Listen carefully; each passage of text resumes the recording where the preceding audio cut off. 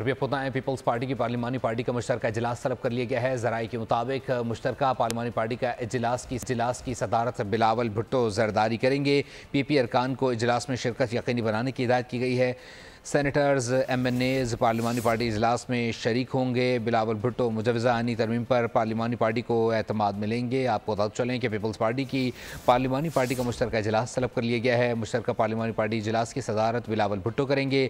Peoples party की पार्लिमानी party का मुश्तरका इजलास कमेटी रूम में 2 बजे होगा। PP अरकान को इजलास में शिरकत यकीनी बनाने की हिदायत जारी की गई हैं, जिसमें सेनेटर्स MNAs पार्लिमानी पार्टी इजलास में शरीक होंगे।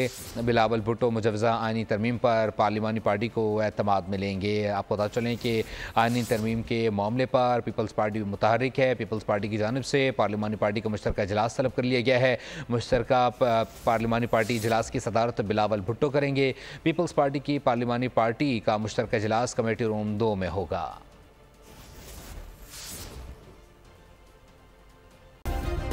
सब्सक्राइब करें और बेल दबाएं ताकि कोई खबर रह न जाए।